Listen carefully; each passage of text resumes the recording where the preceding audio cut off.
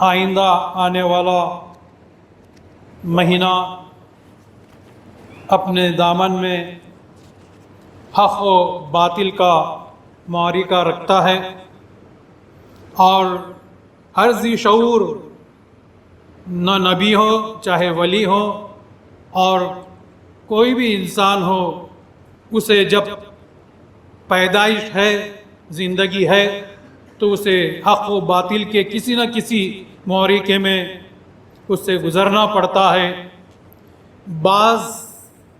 حضرات یہ سوچتے ہیں جب حق و باطل کا معاملہ آتا ہے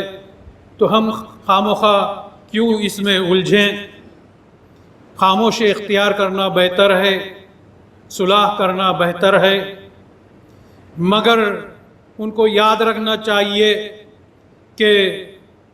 نبی مکرم صلی اللہ علیہ وسلم جو رحمت للعالمین بن کر تشریف لائے تھے، جب حق و باطل کی جہاں پر بات آتی ہے تو انہوں نے بھی کبھی صلح سے کام نہیں لیا، بلکہ جہاں جہاں ضرورت پڑی انہوں نے حق کے لیے نعرے بلند کیے اور حق کی خاطر جنگوں میں بھی شامل ہوئے۔ یہ نہیں کہ انسان یہ سوچے آج کل جیسا ہو رہا ہے کہ ہم کیوں خام و خواہ الجھیں، نہیں، جہاں پر حق و باطل کی بات آتی ہے تو اللہ تعالیٰ کہتا ہے کہ انسان کے ایمان کامل ہونے کی سب سے بڑی دلیل یہ ہے کہ وہ جب حق کی بات سنے اور باطل کا غلبہ اس پر دیکھے تو وہ اپنی طاقت سے اسے روک دے، اور اس سے کم تر درجہ ہے کہ روک نہیں سکتا، اپنے طاقت نہیں اپنے پاس، تو اس کو ٹوک دے۔ اگر ٹوک بھی نہیں سکتا اپنی زبان سے تو سب سے کم تر درجہ یہ ہے کہ اس سے نفرت کرے۔ مگر آج کا انسان تو ان تینوں درجوں سے بھی نیچے گزرنا چاہتا ہے کہ ہم صلح چاہتے ہیں، نہیں، مگر ہر انسان کے ہر قدم پر حق و باطل سے جنگ ہوتی ہے۔ آج آپ یہاں پر آپ کو بتلانے جا رہا ہوں کہ حق و باطل کی جنگ کب سے شروع ہوئی اور کس کس زمانے میں حق و باطل کی جنگ کا کیا معاملہ رہا، یہ بھی سنتے چلیں۔ تو یہ سلسلہ حق و باطل کی جنگ کا حضرت آدم علیہ السلام کے عالم وجود میں آتے ہی حق و باطل کی یہ جنگ شروع ہو گئی، کیونکہ خداوند قدوس نے فرشتوں کو حکم دیا کہ سب کے سب حضرت آدم کو سجدہ کریں، تو سب فرشتوں نے آدم کو سجدہ کیا، مگر ابلیس نے سجدہ کرنے سے انکار کر دیا اور تکبر سے اکڑ کر حکم ربانی کا منکر ہو گیا، اور خداوند قدوس سے یہ گستاخی اور بے ادبی کر بیٹھا کہ اے خدا، تو نے مجھے آگ سے پیدا کیا ہے اور حضرت آدم کو مٹی سے بنایا ہے، بھلا آگ کبھی مٹی کے آگے سر سجود ہو سکتی ہے؟ بس یہیں سے حق و باطل کی جنگ شروع ہو گئی، اور مذہب اسلام میں حق و باطل کی یہ سب سے پہلی جنگ تھی، اور دنیا جانتی ہے کہ آدم علیہ السلام اس جنگ میں فتح مند اور کامیاب ہو کر مکرم ہو گئے، اور ابلیس اس جنگ میں شکست کھا کر مردود ٹھہرایا گیا، اور نتیجہ یہ ہوا کہ ابلیس جنت سے ہمیشہ کے لیے لعنتی قرار دے کر نکال دیا گیا، اور اسی طرح حق کا بول بالا اور باطل کا منہ کالا ہو گیا، اور دنیا یہ سمجھتی رہی کہ آدم اور ابلیس کی یہ حق و باطل کی جنگ ہمیشہ کے لیے ختم ہو گئی، مگر نہیں، یہ جنگ ختم نہیں ہوئی، بلکہ یہ جنگ قیامت تک جاری رہے گی۔ جو صرف صلح کے نام پر چلتے رہتے ہیں اور حق کا ساتھ نہیں دیتے، پیچھے ہٹ جاتے ہیں، ان کو یاد رکھنا چاہیے کہ ہر انسان کے ساتھ اللہ تعالیٰ حق و باطل کا امتحان لیتا ہے۔ ہاں یہ ضرور ہے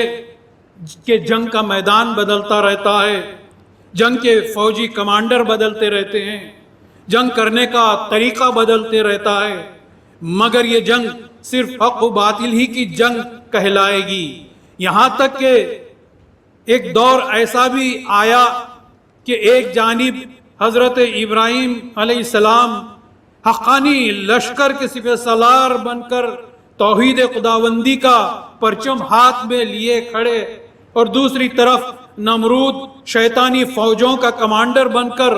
ظلمت کا پرچم لیے ان کے سامنے کھڑا رہا، اور یہاں بھی فتح اور کامرانی حق کو حاصل ہوئی۔ جنگ وہی حق و باطل کی وہاں پر بھی تھی، جنگ وہی کفر و ایمان کی تھی۔ اور غور فرمائیے کہ ہزاروں سال گزر جانے کے بعد بھی یہ جنگ ختم نہیں ہوتی، اور اس جنگ کا نعرہ شروع سے یہی رہا کہ ان صلاتی و نسکی و محیایا و مماتی للہ رب العالمین، یعنی میری نماز، میری قربانی، میری زندگی، میری موت صرف اللہ کے لیے ہے۔ جو اللہ کا ہے ہمیں اس کے ساتھ رہنا ہے، جو اللہ سے منہ پھیر لیتا ہے، اللہ کے رسول کے قوانین سے منہ پھیر لیتا ہے، اللہ کے خلیفے کے قانونوں سے منہ پھیر لیتا ہے، وہاں پر بھی ہمیں اس حق و باطل کی جنگ ہمارے سامنے ہوتی ہے، اور اللہ کی آزمائش ہم پر ہوتی ہے، جو سارے جہانوں کا پروردگار ہے۔ بس یہی نعرہ تھا ابراہیم علیہ السلام کا، اور حضرت ابراہیم خلیل کی حقانیت کا سورج اس طرح طلوع ہو گیا کہ اگر نمرود میں ذرا سی بھی عقل ہوتی تو اس پیغمبر خدا کی اطاعت کے ضامن کو اپنے بازوؤں پر باندھے رہتا، مگر برا ہو باطل اور گمراہی کا کہ سرکشی کا جادو اس کے سر پر چڑھ کر بولنے لگا، اور حق کے نمودار ہوتے ہوئے سورج کی شعاعوں اور کرنوں کو وہ اپنے نظروں کے سامنے ہوتے ہوئے پہچان نہ سکا۔ اس لیے تو ابراہیم علیہ السلام نے نمرود سے کہا کہ میرا خدا روزانہ سورج کو مشرق سے نکال کر مغرب کی طرف غروب کرتا ہے،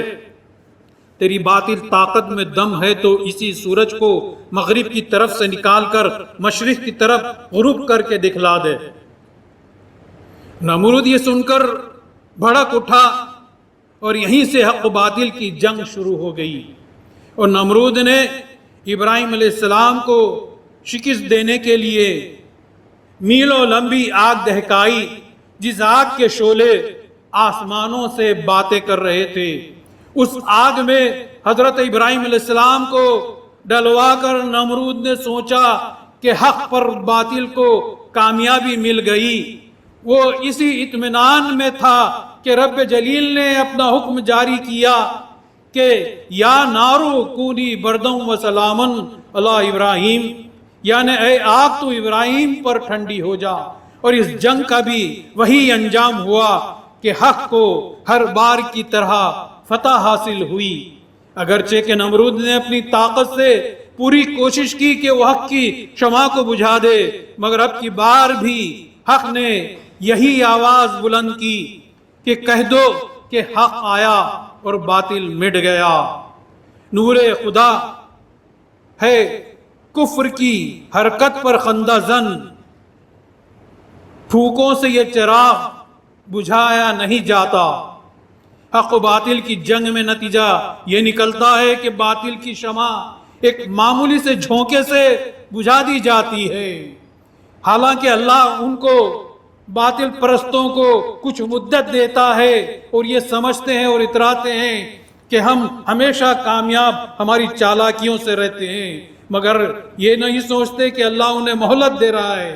جس طرح کے حق کے ایک معمولی سپہ سالار، ایک معمولی مچھر کو خدا کا حکم ہوا کہ وہ نمرود کی ناک میں گھس کر اس کے بھیجے کو پارا پارا کر دے، چنانچہ ایک مچھر بالکل اچانک نمرود کی ناک میں گھس گیا اور اس کی کھوپڑی کے اندر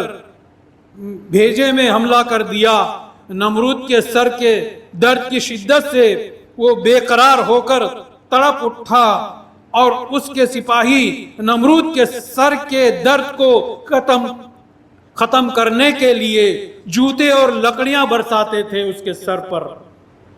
یہاں تک کہ نمرود اسی درد میں تڑپ تڑپ کر دم توڑ بیٹھا۔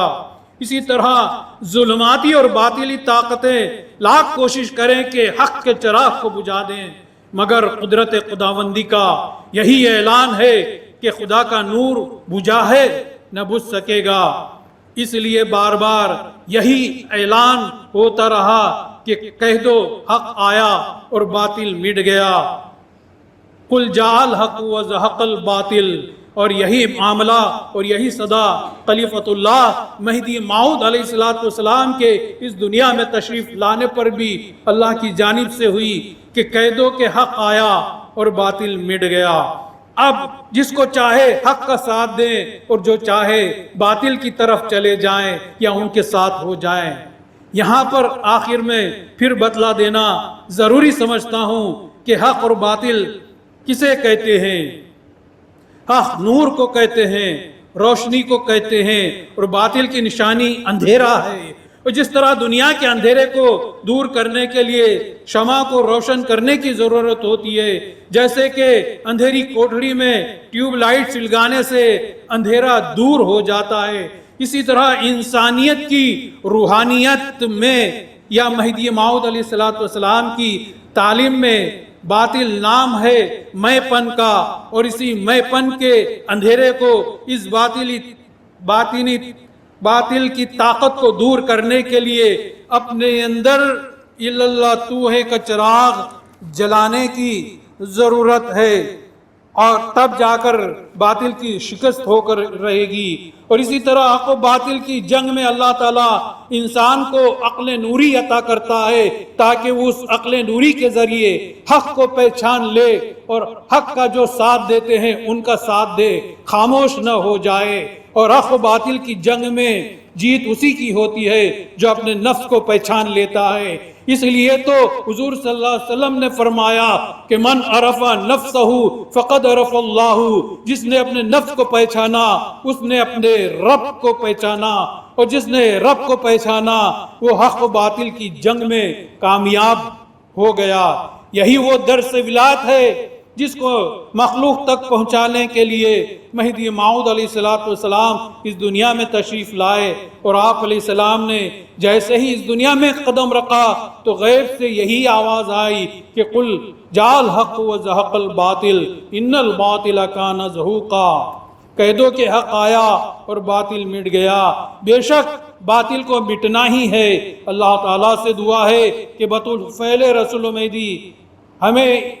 اس کبھی ختم نہ ہونے والی حق و باطل کی جنگ میں حق کو حق کر کے دکھلانے اور اس کی اتباع کرنے کی توفیق عطا فرمائے، اور باطل کے فتنوں سے اللہ تعالی ہمیں بچائے اور اس کا مقابلہ کرنے کی ہمیں اللہ تعالی توفیق عطا فرمائے۔